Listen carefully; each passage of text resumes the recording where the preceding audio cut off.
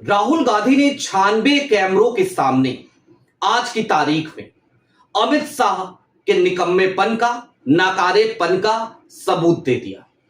सिर्फ सबूत नहीं दिया बल्कि डंके की चोट पर इस बात का ऐलान भी कर दिया कि अमित शाह को अब जाना होगा, अमित शाह को इस्तीफा देना पड़ेगा और जब तक इस्तीफा नहीं देंगे तब तक यह लड़ाई जारी रहेगी।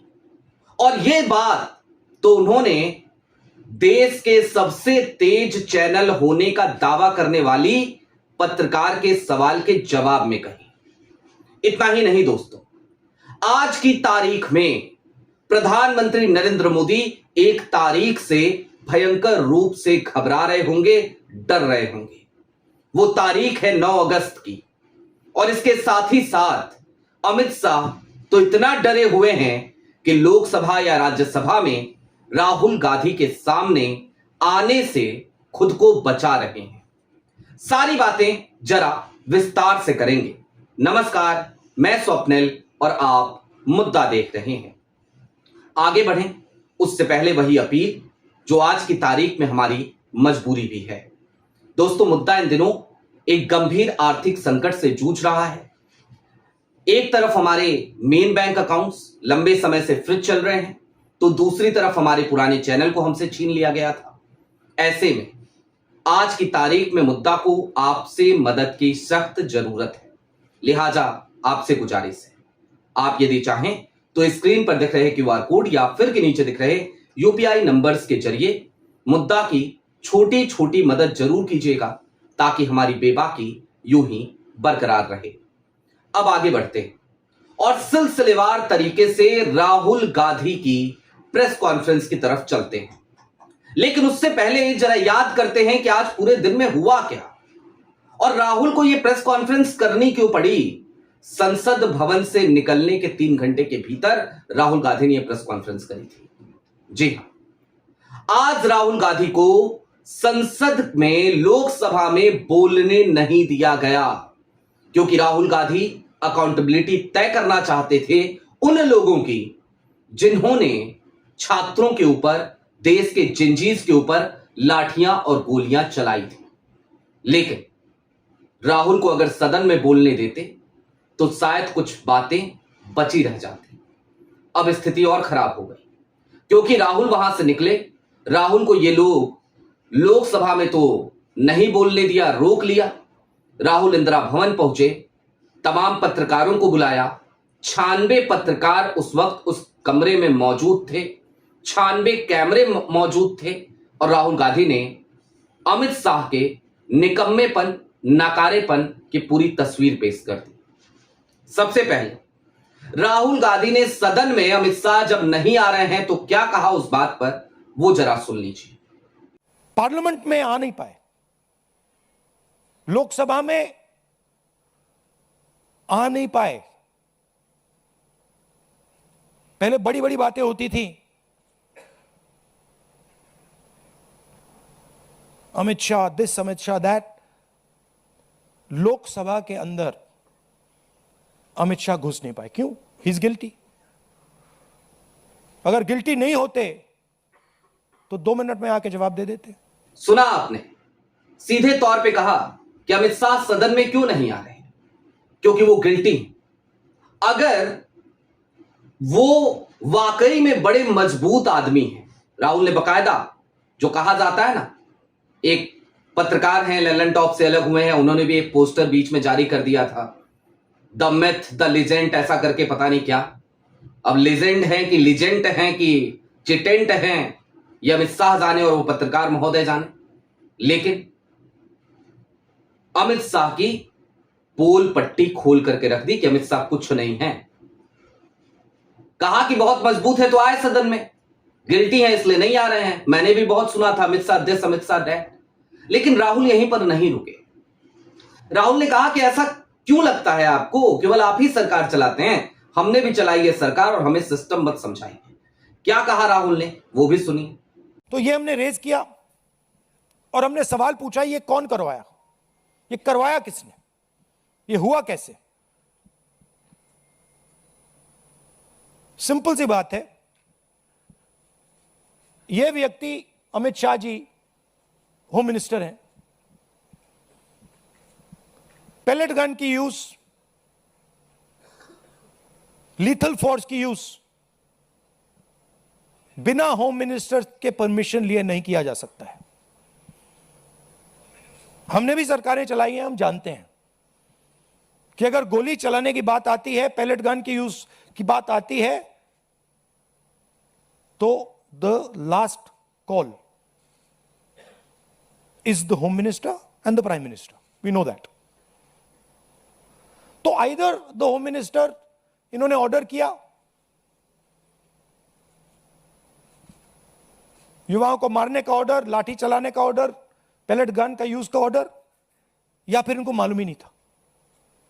होम मिनिस्ट्री चल रही है, अमित शाह जी कुछ और कर रहे हैं, होम मिनिस्टर को मालूम नहीं कि भैया किसी ने पैलेट गन चला दी, किसी ने मतलब लाठी मार दी, वो किसी और दुनिया में थे। यही दो पॉसिबिलिटीज हो सकती हैं, तीसरी तो हो ही नहीं सकती। तुम्हारा कहना है आइदर पॉसिबिलिटी इनको जाना है। सुना आपने, राहुल ने बड़े सीधे तौर पे कहा कि हमने भी सरकार चलाई है। दो ही ऑप्शन हो सकते हैं, या तो गृह मंत्री ने आदेश दिया लाठियां चलाने का, या फिर कि गृह मंत्री को कुछ पता ही नहीं था कि क्या हो रहा है। और दोनों ही कंडीशन में यदि अमित शाह ने लाठियां चलाने का और गोलियां चलाने का, पैलेट गन चलाने का आदेश दिया, तो अमित शाह को जाना चाहिए। और अगर उन्हें पता ही नहीं था कि पैलेट गन्स चल रही हैं, लाठियां चल रही हैं, पैलेट गन जैसा लीथल वेपन चल रहा है, तो फिर अमित शाह निकम्मे हैं, नकारे हैं। ये जीता जागता सबूत है इस बात का, उनको तब भी जाना पड़ेगा। इसके बाद राहुल गांधी ने प्रधानमंत्री नरेंद्र मोदी से दो डिमांड्स करी, सीधी डिमांड्स, सुनिए जरा। सरकार को हमारी एडवाइस है कि आप अमित शाह जी को हटा दीजिए और एक